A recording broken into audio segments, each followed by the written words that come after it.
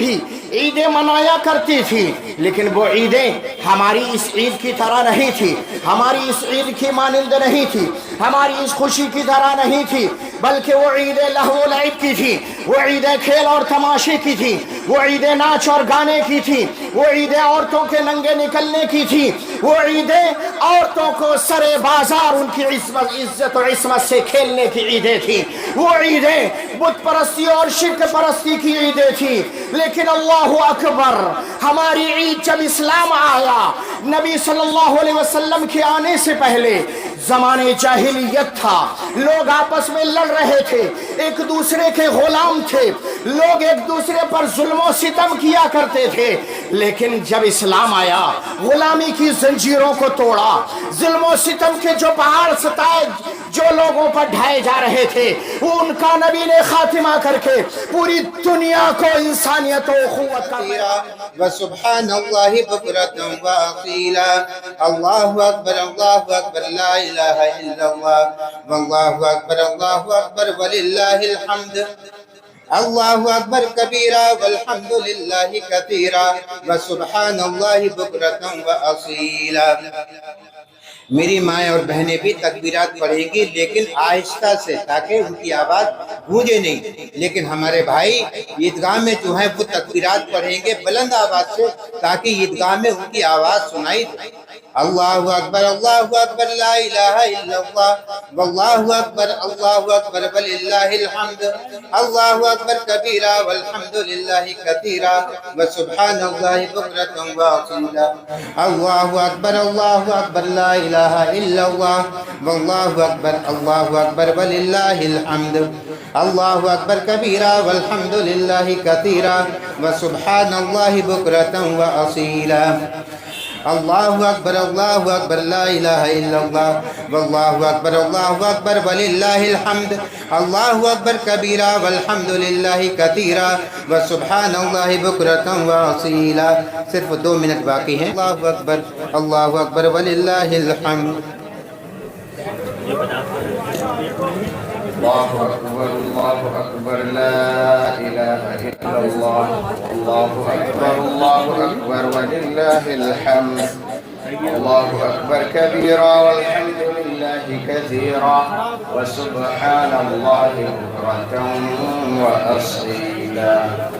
اللہ اکبر لا الہ الا اللہ، اللہ اکبر وللہ الحمد، اللہ اکبر کبیرہ والحمد للہ کثیرہ، وسبحان اللہ بکرۃ واصیلا۔ صفیں درست کر لیں، پیر سے پیر کندھے سے کندھا ملا لیں، صفیں درست کر لیں، صفیں سیدھی کر لیں، پیر سے پیر کندھے سے کندھا ملا لیں۔ اللہ اکبر،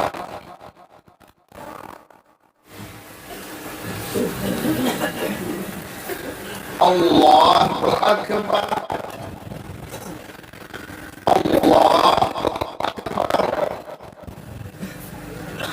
اللہ اکبر، اللہ اکبر، اللہ اکبر۔ الحمد للہ رب العالمین، الرحمن الرحیم، مالک یوم الدین، ایاک نعبد و ایاک الصراط المستقیم، صراط الذین انعمت علیہم غیر المغضوب علیہم ولا الضالین،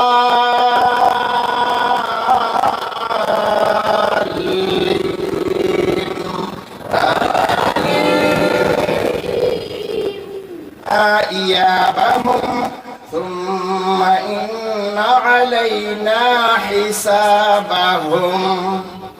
الله أكبر، سمع الله لمن حمده۔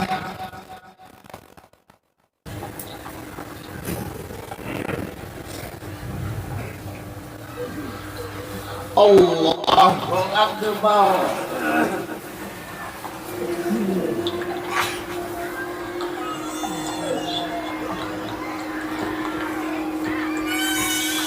الله أكبر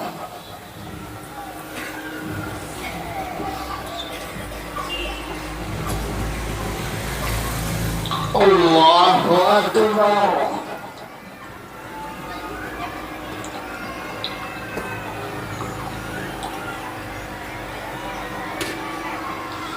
الله أكبر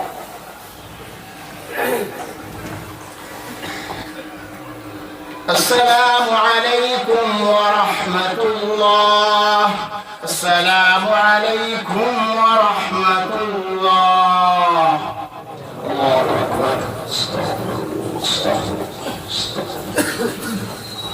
رجالا كثيرا ونساء واتقوا الله الذي تساءلون به والأرحام إن الله كان عليكم رقيبا يا أيها الذين آمنوا اتقوا الله وقولوا قولا سديدا يصلح لكم أعمالكم ويغفر لكم ذنوبكم ومن يطع الله ورسوله فقد فاز فوزا عظيما أما بعد فإن أصدق الحديث كتاب الله وأحسن الهدي هدي محمد صلى الله عليه وسلم وشر الأمور محدثاتها وكل محدثة بدعة وكل بدعة ضلالة وكل ضلالة في النار أعوذ بالله السميع العليم من الشيطان الرجيم بسم الله الرحمن الرحيم ربنا لا تزغ قلوبنا بعد إذ هديتنا وهب لنا من لدنك رحمة وقال تعالى في موضع آخر إن الذين قالوا ربنا الله ثم استقاموا تتنزل عليهم الملائكة ألا تخافوا ولا تحزنوا وأبشروا بالجنة التي كنتم توعدون الله أكبر الله أكبر الله أكبر لا إله إلا الله والله أكبر الله أكبر ولله الحمد الله أكبر كبيرا والحمد لله كثيرا وسبحان الله بكرة وأصيلا ہر قسم کی حمد و ثنا عظمت و کبریائی کا مستحق وہ رب کائنات ہے جس نے ہمیں آج اس میدان میں اکٹھا ہونے کا موقع فراہم کیا اللہ رب العالمین سے دعا ہے کہ الہ العالمین جتنے لوگ یہاں حاضر ہوئے ہیں ان تمام کو جو بھی انہوں نے غلطیاں کی ہیں جو بھی خطائیں ان سے سرزد ہوئی ہیں ان کو معاف فرما دے ان کی مغفرت فرما دے جنت الفردوس میں ان کو اعلیٰ مقام عطا فرما محترم سامعین کرام آپ لوگ یقیناً مبارکبادی کے مستحق ہیں اور میں آپ تمام حضرات کو مبارکبادی دل سے پیش کرتا ہوں اور ان کلمات کے ساتھ پیش کرتا ہوں جو کلمات نبی صلی اللہ علیہ وسلم سے صحابہ سے ثابت ہیں پیارے کلمات مبارک کلمات تقبل اللہ منا ومنکم صالح الاعمال اللہ ہمارے اور آپ سب کے نیک اعمال کو قبول فرمائے یہ مبارکبادی صحابہ کی آپس میں مبارکبادی تھی نبی صلی اللہ علیہ وسلم کے سامنے بھی ایک دوسرے کو مبارکبادی دیا کرتے تھے لہذا میں نے آج تمام حاضرین کو خواہ وہ مرد ہو یا عورت وہ مبارکبادی دی ہے جس سے بہتر کوئی مبارکبادی نہیں ہو سکتی اللہ ہم تمام کو خوشیوں سے نوازے ہم تمام کو برکتیں اور رحمتیں زیادہ سے زیادہ حاصل کرنے کی توفیق عطا فرمائے یقیناً ہمارے لیے بڑی خوشی کا دن ہے ہمارے لیے بڑی مسرت و شادمانی کا دن ہے آج کا دن یہ ہمارے انعام کے حصول کا دن ہے ہم نے بڑی مشقتیں بڑی پریشانیاں اٹھا کر کے اپنے نفس پر کنٹرول کر کے نفس کی قربانیاں دے کر کے دل نے جو چاہا اس چاہت کو چھوڑ کر کے رب کائنات کے لیے کھانے کو چھوڑا رب کائنات کے لیے پانی کو چھوڑا رب کائنات کے لیے ہم نے مجامعت کو چھوڑا رب کائنات کے لیے ہم نے نرم گرم بستروں کو چھوڑ کر کے اللہ کے دربار میں حاضر ہوئے قیام کیے ہم نے تراویح پڑھی ہم نے دوسری عبادتیں کی ذکر و اذکار کیے اللہ ہماری ساری عبادتوں کو قبول فرمائے در حقیقت یہ عیدیں پرانی قوموں میں بھی موجود تھی اور بخاری شریف کی روایت کے مطابق حضرت نبی صلی اللہ علیہ وسلم نے ارشاد فرمایا یا ابا بکر ان لکل قوم عیدا وهذا عیدنا، یہ مسلم شریف کی بھی روایت ہے۔ اے ابو بکر رضی اللہ عنہ، یہ عید تو ہماری عید ہے، اس سے پہلے جتنی قومیں ہوا کرتی تھی ان کی بھی عید ہوا کرتی تھی، لیکن ان کی عیدیں کیسی ہوا کرتی تھی شاید آپ کو پتا ہو۔ بنو اسرائیل 10 محرم کو موسیٰ علیہ السلام کی نجات کی وجہ سے خوشیاں منایا کرتے تھے۔ اہل مصر اکٹھا ہوا کرتے تھے اور عید نیروز منایا کرتے تھے۔ اسی طریقے سے دوسرے لوگ بھی، دوسری اقوام بھی عیدیں منایا کرتی تھی، لیکن وہ عیدیں ہماری اس عید کی طرح نہیں تھی، ہماری اس عید کی مانند نہیں تھی، ہماری اس خوشی کی طرح نہیں تھی، بلکہ وہ عیدیں لہو و لعب کی تھی، وہ عیدیں کھیل اور تماشے کی تھی، وہ عیدیں ناچ اور گانے کی تھی، وہ عیدیں عورتوں کے ننگے نکلنے کی تھی، وہ عیدیں عورتوں کو سرے بازار ان کی عزت و عصمت سے کھیلنے کی عیدیں تھیں، وہ عیدیں بت پرستی اور شرک پرستی کی عیدیں تھیں۔ لیکن اللہ اکبر، ہماری عید جب اسلام آیا، نبی صلی اللہ علیہ وسلم کے آنے سے پہلے زمانے جاہلیت تھا، لوگ آپس میں لڑ رہے تھے، ایک دوسرے کے غلام تھے، لوگ ایک دوسرے پر ظلم و ستم کیا کرتے تھے۔ لیکن جب اسلام آیا، غلامی کی زنجیروں کو توڑا، ظلم و ستم کے جو پہاڑ ستائے جو لوگوں پر ڈھائے جا رہے تھے، ان کا نبی نے خاتمہ کر کے پوری دنیا کو انسانیت و اخوت کا پیغام دیا، خواہ وہ مسلمان ہو خواہ وہ غیر مسلم ہو، پوری دنیا کے لیے اسلام کا پیغام عام ہے۔ آرام سے رہو، پیار سے رہو، سکون سے رہو، اطمینان سے رہو، ایک دوسرے کی حفاظت کرو، ایک دوسرے کے حقوق کا خیال کرو، اور مسلمان جہاں بھی رہے گا اگر وہ اسلام کا حقیقی ماننے والا ہے تو اپنے ارد گرد سکون کا ماحول پیدا کرنے والا ہوگا۔ مسلمان وہ نہیں ہوگا جو قتل و غارت گری کرے گا، مسلمان وہ نہیں ہوگا جو ظلم و ستم کرے گا، مسلمان وہ نہیں ہوگا جو کسی دوسرے کو مار دے گا ناحق، مسلمان وہ ہوگا جو رب کا فرما بردار، جو نبی کا فرما بردار، جو قرآن کو ماننے والا، جو سنت رسول کو ماننے والا۔ میرا رب رحمان و رحیم ہے، میرے نبی بھی رحمت للعالمین ہیں، لہذا شروع سے ہی ہمیں یہ پیغام ملا ہے کہ ہم پوری دنیا کے لیے رحمت اور رحیم بنا کر کے بھیجے گئے ہیں۔ ہم جہاں بھی رہیں گے اپنی شان اور امن و سکون کو قائم کر کے رہیں گے، لہذا اپنی وہ پہچان بنائی، اور رب کائنات نے ہمیں یہ عید تحفے میں دی۔ یہ عید بھی ہماری اجتماعیت کا پیغام دیتی ہے، اتحاد کا پیغام دیتی ہے، اور بغض و حسد کو ختم کرنے کا پیغام دیتی ہے۔ اسی طرح اس حدیث سے یہ بھی پتہ لگا کہ سال میں یا زندگی میں بعض ایسے دن ہونا چاہیے جس میں انسان اپنے کاروبار کو چھوڑ کر کے خوشیاں منائے، بعض ایسے دن ہونا چاہیے۔ اور نبی صلی اللہ علیہ وسلم جب مدینہ آئے تو آپ نے دیکھا کہ یہود و نصارہ بعض ایسے ایام ہیں جن میں عید مناتے ہیں، اور نبی صلی اللہ علیہ وسلم کے وہاں پہنچنے سے پہلے بہت سارے مسلمان بھی ان عیدوں میں شریک ہوا کرتے تھے، لیکن نبی نے فرمایا ان اللہ قد ابدلکم بہما خیرا منہما یوم الاضحی و یوم الفطر، کہا کہ اللہ رب العالمین نے تمہارے لیے ان 2 دنوں سے بہتر بنائے ہیں، اور وہ بہتر 2 دن کون سے ہیں؟ ایک عید الاضحی اور ایک عید الفطر ہے۔ یہ 2 دن نبی نے بتائے، گویا کہ یہاں یہ پیغام دیا ہے میرے مصطفیٰ نے کہ 2 لوگوں کسی کی نقالی نہیں کرنا ہے۔ پرانی جو یہود کی عیدیں چلی آ رہی تھی ان عیدوں کو آپ نے قائم نہیں رکھا، آپ نے فرمایا ابدلکم بہما خیرا منہما، کہ اللہ نے تمہارے لیے ان سے بہتر عید مقرر کر دی ہے، ہمیں نقالی نہیں کرنا ہے۔ دوسری چیز، ہمیں اپنی عیدوں کو ذکر و اذکار سے پر رکھنا ہے، عبادات سے، رب کی تحمید سے، اللہ کی بڑائی اور بزرگی بیان کرنے سے ہمیں اس کو معمور رکھنا ہے۔ ہمارے لیے برائیوں کے دروازے ابھی نہیں کھلے ہیں، ہمیں استقامت کے ساتھ رہنا ہے، ہمیں اللہ نے جو ابھی تک جو مہینہ ہمیں دیا تھا اس میں ہم نے صبر سیکھا ہے، اس میں ہم نے برداشت کرنا سیکھا ہے، اس میں ہم نے نفس پر کنٹرول کرنا سیکھا ہے، اور وہ اس طرح سے کہ جو ہماری عادت ہے صبح کھانے کی، دوپہر کھانے کی، شام کھانے کی، اللہ نے کہا کہ نہیں، آپ کو افطار کرنا ہے اور سحری کھانا ہے۔ عام عادت کو ختم کر کے رب نے دوسری عادت سکھائی۔ اس عادت کے سکھانے کا مقصد یہ ہے کہ انسان کو جب اسلام جس طرح سے ڈھالتا ہے وہ ڈھل جاتا ہے۔ لہذا یہ مسلمان کی شان ہے کہ جب رب کا پیغام آ جائے روزہ رکھنے کا تو روزہ رکھے گا، اور جب روزہ توڑنے کا وقت آ جائے تو روزہ توڑے گا۔ فرمایا للصائم فرحتان اذا افطر وَإِذَا لَقِيَ رَبَّهُ، کہا روزے دار کے لیے دو خوشیاں ہوتی ہیں، ایک افطار کے وقت اور ایک جب رب سے ملاقات کرے گا، روزہ لے کر کے جائے گا، تب خوشی حاصل ہوگی۔ لہذا آج ہماری خوشی کا دن ہے، کیوں؟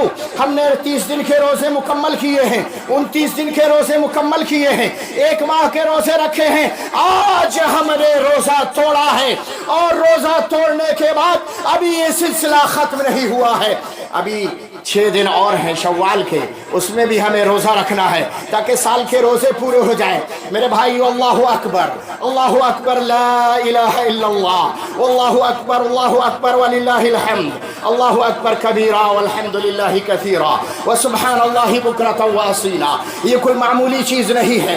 اسلام کے سامنے جھکنا، اسلام کے لیے اپنے آپ کو قربان کرنا، اسلام کے لیے نفس کو کنٹرول کرنا، اسلام کے لیے اپنے خواہشات والی چیزوں کو چھوڑ دینا، یہ بڑی چیز ہے۔ لہذا آپ کا مقام رب کی نگاہ میں بلند والا ہے، بڑا اور اونچا مقام ہے۔ اسی لیے فرمایا نبی نے، بخاری شریف کی روایت ہے، مسلم شریف کی بھی روایت ہے، حدیث قدسی میں ہے، اللہ فرماتا ہے کہ روزہ آپ نے میرے لیے رکھا ہے، لہذا روزے کا بدلہ میں دوں گا۔ یہ نہیں بتایا کیا بدلہ دوں گا، یہ نہیں بتایا کتنا بدلہ دوں گا، یہ نہیں بتایا کیسا بدلہ دوں گا۔ پتہ یہ لگا کہ رب جب کسی چیز کو مخفی رکھتا ہے، رب جب کسی چیز کو پوشیدہ رکھتا ہے، اس کا مطلب یہ ہوتا ہے کہ یہاں ثواب بہت زیادہ ہے، یہاں اجر بہت زیادہ ملے گا، اس لیے رب نے کہا کہ میں اجر دوں گا۔ یہ بڑی عظیم بات ہے۔ لہذا آج کی خوشی، ہماری خوشی ذکر و اذکار سے ہونا چاہیے، ہماری خوشی رب کی تکبیرات سے ہونا چاہیے، ہماری خوشی ایک دوسرے سے اپنے گلے شکوے ختم کرنے کے لیے ہونا چاہیے۔ خوشیوں میں رشتہ داروں کو شامل کرنا ہے، خوشیوں میں عزیز و اقارب کو شامل کرنا ہے، خوشیوں میں ایک دوسرے کے ساتھ ملنا بیٹھنا اور ہنسنا کھیلنا ہے، خوشیوں میں ایک دوسرے کے جو بھی دل میں تھوڑی بہت اگر چیز ہے تو اس کو ختم کر کے بھلا کر کے گلے ملنا ہے اور کہنا ہے وہی جس کو میرے مصطفیٰ نے کہا، تقبل اللہ منا ومنکم صالح الاعمال، اللہ ہمارے اور آپ کے نیک اعمال کو قبول فرمائے۔ تو یہ بڑی عظیم چیز ہے اور ہونا بھی چاہیے، کیونکہ ہم نے مشقتیں اٹھائی ہیں، پریشانیاں اٹھائی ہیں، لیکن حقیقی مبارکباد کے مستحق وہ لوگ ہیں جنہوں نے روزہ نہیں توڑا، جنہوں نے اپنے آپ کو تلاوت میں مشغول رکھا، جنہوں نے اپنے آپ کو ذکر و اذکار میں مشغول رکھا، جنہوں نے رب کے لیے سر کو اندھیرے میں آ کر کے جھکایا، تنہائی میں جھکایا، جنہوں نے رمضان میں اعتکاف کیا ہے، وہ بڑے خوش نصیب ہیں۔ انہیں اور اللہ نے اگر شب قدر ان کو پہنچا دی، شب قدر ان کو حاصل ہو گئی، تو پھر سمجھ لو کہ 83 سال سے زیادہ کی عبادت کا ثواب ان کو مل گیا۔ وہ لوگ بھی بڑے خوش قسمت ہیں، لیکن وہ لوگ خوش قسمت نہیں ہیں جنہوں نے رمضان میں روزے نہیں رکھے، بڑے بد نصیب ہیں۔ رمضان کا موقع پا کر کے انہوں نے اپنے گناہوں کو معاف نہیں کروایا، ذکر و اذکار نہ کر سکے، یوں ہی دنیا کے کھیل تماشوں میں مشغول رہے۔ میرے بھائیوں، ہمارے لیے یہ رب نے موقع دیا تھا کہ ہم اپنے گناہوں کو معاف کروا لیں۔ رب سے دعا کرتے ہیں کہ الہ العالمین ہم تمام کی مغفرت فرما دے، ہم تمام کو جنت الفردوس میں داخلہ نصیب فرما دے، ہم تمام میں جو بھی خامیاں ہیں اللہ ان خامیوں کو دور کر کے ہم کو جہنم سے محفوظ رکھ لے۔ الہ العالمین ہم کو دنیا و آخرت میں عزت کے ساتھ زندہ رکھ۔ ایک مسئلہ عید کے وقت عام طور پر اٹھتا ہے اور وہ ہے نماز کا۔ نماز کے لیے ہر شخص کا، اکثریت کا ذہن پتہ نہیں کیسا ہے، لیکن ہمارے مساجد کے ذمہ داران، ہمارے مدارس کے ذمہ داران خاص طور سے یہ حضرات اپنے من سے جو چاہتے ہیں فیصلہ کر لیتے ہیں۔ अपनी मर्जी के मुताबिक जो चाहते हैं फैसला कर लेते हैं। नमाज को ताखीर से पढ़ना सवाब का काम है। क्यों?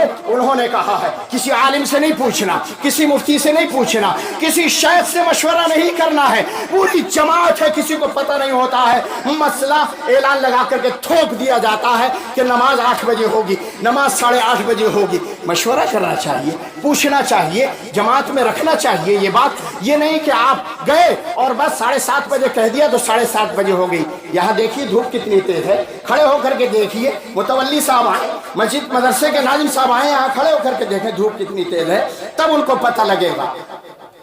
ऐसे नहीं पता लगता है, जब बीतती है तब मालूम होता है। नबी ने यूं ही हुक्म नहीं दिया कि जल्दी नमाज पढ़ो।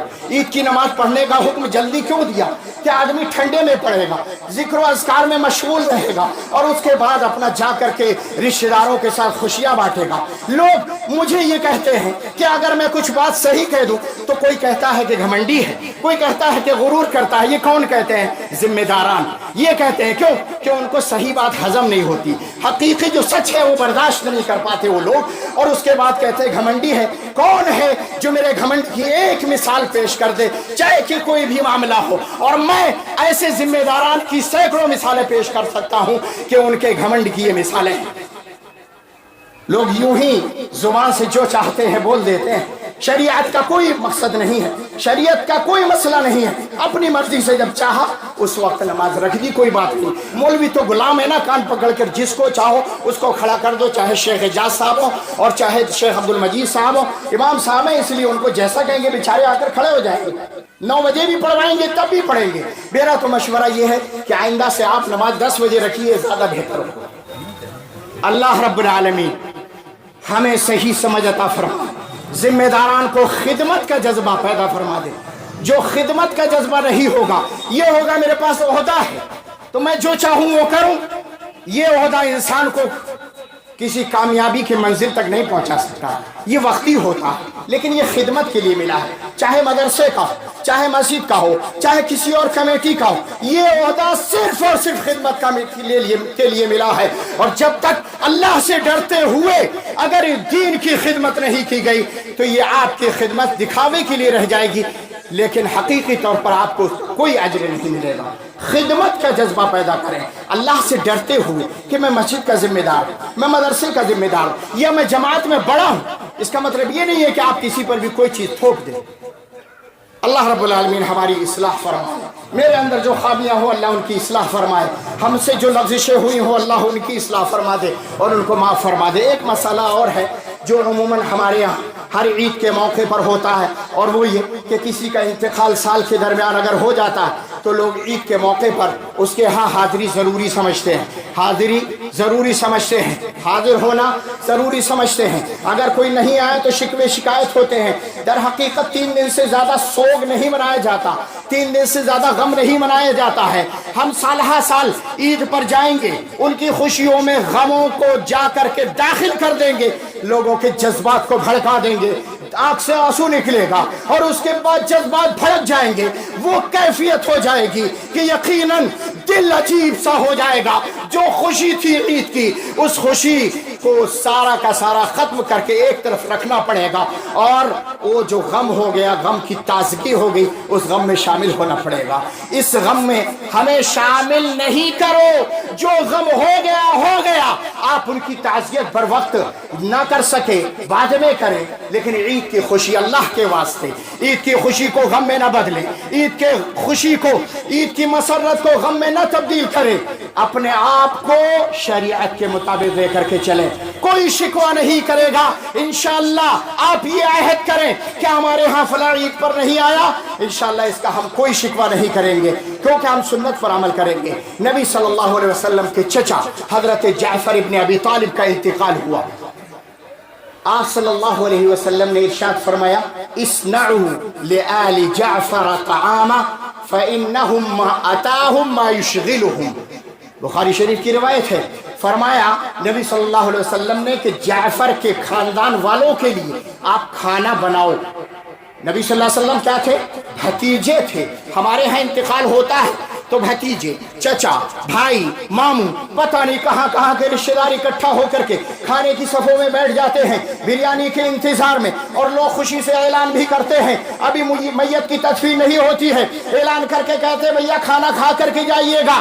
खाना खाना कोई जरूरी नहीं है। मेरे नबी, मेरे मुस्तफ़ा, आप कह रहे हैं भतीजे होकर के कि आले जाफर के लिए खानदान खाना बनाओ, अपने घर के अंदर खाना बनवा रहे हैं। चाहते तो आप भी खाने में शरीक हो जाते, किसी और को कह देते कि तुम खाना बना लो, और उसके बाद आप खुद उस खाने में शरीक होते, क्योंकि भतीजे थे, चचा का मामला था। लेकिन नहीं, आपने खुद अपने घर में खाना बनवाया और उसके बाद उनके घर पहुंचाया, पहुंचाने का हुक्म दिया, कहा कि उनके घर खाना पहुंचवाओ। तो ये जो ताज़ियत है खाना पहुंचाने की 3 दिन से ज्यादा की नहीं है। इसके अलावा आप उनका ख्याल रखें, उनकी दिलजोई करें, अगर गम ज्यादा है तो कम से कम अच्छी बातें करें, उनके साथ बैठ करके उनको तसल्लियां दें। लेकिन यूं खुशी के मौके पर या और कोई वक्त हो जो प्यारा सुहाना वक्त हो, ऐसे वक्त जा करके आप उनकी खुशी को गम में बदलें, उनके गम को ताज़ा कर दें, तो ये दुरुस्त नहीं है। औरतों के लिए खास तौर से जरूरी है कि इन रसूम और रिवाज का खातिमा करें, शौहरों की ढंग से तरबियत करें, क्योंकि शौहर भी आज तरबियत के मोहताज हैं। शौहर सूद का काम कर रहा है, शौहर हराम खा रहा है, शौहर डकैती डाल रहा है, शौहर शराब पी रहा है, शौहर जुए खेल रहा है, पैसे ला रहा है। औरत घर में संभाल करके रख रही है, समेट करके रख रही है। कभी ये नहीं कहती कि ये गलत काम आप क्यों करते हैं, आप जुआ क्यों खेलते, आप शराब क्यों पीते हैं, आप ये सूद वाला हराम काम क्यों करते हैं। और माएँ भी खुश हैं, मेरा बेटा इतना कमाता है, मेरे बेटे की ये बिल्डिंग है, मेरे बेटे की ये गाड़ी है। ये पता नहीं कि बेटा सूदी कारोबार कर रहा है, खुश है माँ। और नऊजुबिल्लाह, मैंने कई दफा ये बात कही है कि माँ के साथ जिना होता है। कौन? बेटा जिना करता है। अगर बेटा हरामखोरी कर रहा है, सूद का काम कर रहा है, माँ के साथ जिना कर रहा है, अल्लाहु अकबर, एक माँ अपने बेटे से जिना करवाने के लिए तैयार है। अफसोस की बात है, डूब मरने का मकाम है।